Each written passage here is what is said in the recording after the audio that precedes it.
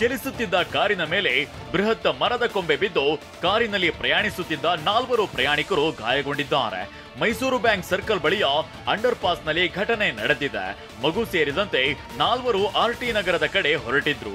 ಆದ್ರೆ ದಾರಿ ಮಧ್ಯ ಅವಘಡ ಸಂಭವಿಸಿದೆ. ಅದೃಷ್ಟವಶಾತ್ ಪ್ರಾಣಾಪಾಯದಿಂದ ಪಾರಾಗಿದ್ದಾರೆ.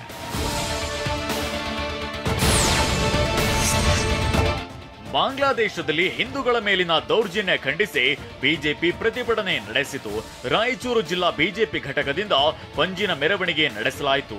ನೇತಾಜಿ ಸರ್ಕಲ್ನಿಂದ ಸೂಪರ್ ಮಾರ್ಕೆಟ್ ವರೆಗೆ ಮೆರವಣಿಗೆ ನಡೆಸಿ ಆಕ್ರೋಶವನ್ನ ವ್ಯಕ್ತಪಡಿಸಲಾಯಿತು. ಬಿಜೆಪಿ ನಗರ ಶಾಸಕ ಹಾಗೂ ಬಿಜೆಪಿ ಜಿಲ್ಲಾಧ್ಯಕ್ಷ ಶಿವರಾಜ್ ಪಾಟೀಲ್, ಹಿಂದೂ ಮುಖಂಡರು ಹಾಗೂ ಬಿಜೆಪಿ ಕಾರ್ಯಕರ್ತರು ಮೆರವಣಿಗೆಯಲ್ಲಿ ಭಾಗಿಯಾಗಿದ್ರು. 85 ಹೊಸ ಕೇಂದ್ರೀಯ ವಿದ್ಯಾಲಯ ಸ್ಥಾಪನೆಗೆ ಕೇಂದ್ರ ಅಸ್ತು ಎಂದಿದೆ. 85 ಕೆವಿಗಳಲ್ಲಿ ರಾಜ್ಯಕ್ಕೆ 3 ಘೋಷಣೆ ಮಾಡಲಾಗಿದೆ. ಯಾದಗಿರಿ ಜಿಲ್ಲೆಯ ಮುದ್ನಾಳ್, ಚಿತ್ರದುರ್ಗದ ಕಂಚಿಗನಾಲ್ ಮತ್ತು ರಾಯಚೂರಿನ ಸಿಂಧನೂರಿಗೆ ಕೇಂದ್ರೀಯ ವಿದ್ಯಾಲಯ ಮಂಜೂರು ಮಾಡಲಾಗಿದೆ. ಇನ್ನು ಎಲ್ಲಾ ತರಗತಿಗಳಲ್ಲಿ 2 ಹೆಚ್ಚುವರಿ ವಿಭಾಗಗಳನ್ನ ಶಿವಮೊಗ್ಗ ಕೆವಿಗೆ ವಿಸ್ತರಿಸಲು ಕೇಂದ್ರ ನಿರ್ಧಾರ ಮಾಡಿದೆ.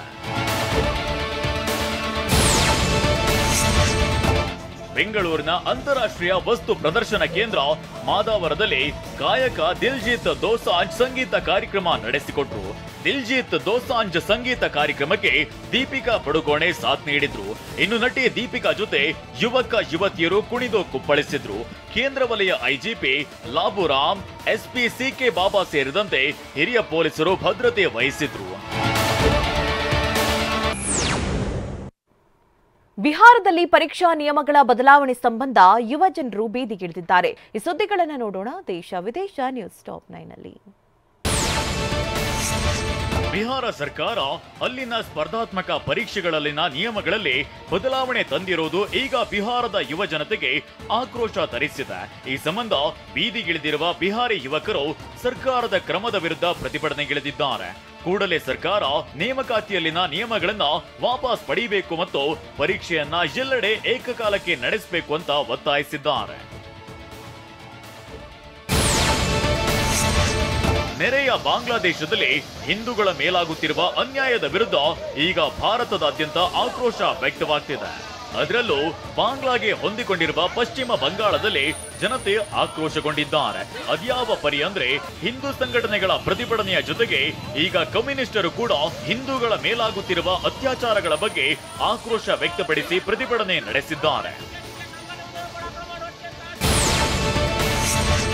ರಾಷ್ಟ್ರಪತಿ ದ್ರೌಪದಿ ಮುರ್ಮು ದೆಹಲಿ ರಾಜಕಾರಣದಿಂದ ಕೆಲ ದಿನಗಳವರೆಗೆ ವಿರಾಮ ಪಡೆದು ಈಗ ತಮ್ಮ ತವರು ಗ್ರಾಮಕ್ಕೆ ಆಗಮಿಸಿದ್ದಾರೆ. ಒಡಿಶಾದಲ್ಲಿನ ಬುಡಕಟ್ಟು ಪ್ರದೇಶದಲ್ಲಿರುವ ಉಪರಬೇಡ ಗ್ರಾಮಕ್ಕೆ ಆಗಮಿಸಿರುವ ಮುರ್ಮು ಸ್ಥಳೀಯ ಸರ್ಕಾರಿ ಶಾಲೆಯ ವಿದ್ಯಾರ್ಥಿಗಳು ಮತ್ತು ಶಿಕ್ಷಕರೊಂದಿಗೆ ಸಂವಾದ ನಡೆಸಿದ್ದಾರೆ. ಈ ವೇಳೆ ವಿದ್ಯಾರ್ಥಿಗಳಿಗೆ ಶಿಕ್ಷಣದ ಮಹತ್ವವನ್ನು ತಿಳಿಸಿದ ರಾಷ್ಟ್ರಪತಿ ಮುರ್ಮು ವಿದ್ಯಾರ್ಥಿಗಳು ಏಕಾಗ್ರತೆಯಿಂದ ಗುರಿಯೆಡೆಗೆ ಸಾಗಬೇಕು ಅಂತ ಕರೆ ನೀಡಿದ್ದಾರೆ. ಭಾರತದ ಈಶಾನ್ಯ ರಾಜ್ಯಗಳು ಅಷ್ಟಲಕ್ಷ್ಮಿಯರೆಂದು ಖ್ಯಾತಿಯಾಗಿವೆ. ಈ ಈಶಾನ್ಯ ರಾಜ್ಯಗಳೆಲ್ಲ ಸೇರಿ ರಾಜಧಾನಿ ದೆಹಲಿಯಲ್ಲಿ ಅಷ್ಟಲಕ್ಷ್ಮಿ ಮಹೋತ್ಸವವನ್ನ ಆಚರಿಸಿವೆ. ಈ ವೇಳೆ ಕಾರ್ಯಕ್ರಮ ಉದ್ಘಾಟಿಸಿದ ಪ್ರಧಾನಿ ಮೋದಿ ಈಶಾನ್ಯ ರಾಜ್ಯಗಳ ಸಾಂಪ್ರದಾಯಿಕ ಕಲೆ, ಸಂಗೀತ ಹಾಗೂ ಜಾನಪದ ಕಲೆಗಳ ಅನಾವರಣ ಮಾಡಲಾಯಿತು. ವಿವಿಧ ಕಲಾವಿದರು ತಮ್ಮ ರಾಜ್ಯಗಳ ಕಲೆಗಳನ್ನ ಪ್ರದರ್ಶನ ಮಾಡಿದ್ದು ವಿಶೇಷವಾಗಿತ್ತು. ರಾಜಧಾನಿ ದೆಹಲಿಗೆ ಹೊಂದಿಕೊಂಡಿರುವ ಪಂಜಾಬ್ ಮತ್ತು ಹರಿಯಾಣಗಳ ರೈತರು ಕಳೆದ ಕೆಲ ತಿಂಗಳುಗಳಿಂದ ಕೇಂದ್ರ ಸರ್ಕಾರದ ವಿರುದ್ಧ ಪ್ರತಿಭಟನೆಗೆ ಇಳಿದಿದ್ದಾರೆ. ರೈತರ ಬೆಳೆಗಳಿಗೆ ಕನಿಷ್ಠ ಬೆಂಬಲ ಬೆಲೆ ನಿಗದಿ ಸೇರಿದಂತೆ ಹಲವಾರು ಬೇಡಿಕೆಗಳಿಗೆ ಒತ್ತಾಯಿಸಿ ಈಗ ಮತ್ತೆ ಪ್ರತಿಭಟನೆಗೆ ಇಳಿದಿದ್ದಾರೆ. ಆದರೆ ಇದರ ಪರಿಣಾಮ ಈಗ ರಾಷ್ಟ್ರೀಯ ಹೈವೇಗೆ ಹೊಂದಿಕೊಂಡಿರುವ ಗ್ರಾಮಗಳ ಮೇಲಾಗ್ತಿದೆ. ಹೈವೇ ಬಂದ್ ಮಾಡಿರೋದ್ರಿಂದ ಟ್ರಕ್ಗಳು ಸೇರಿದಂತೆ ವಿವಿಧ ವಾಹನಗಳು ಈಗ ಬೈಪಾಸ್ ಮೂಲಕ ಸಂಚರಿಸುತ್ತಿರೋದ್ರಿಂದ ಈಗ ಗ್ರಾಮಗಳ ಜನರು ಕಂಗಾಲಾಗಿದ್ದಾರೆ.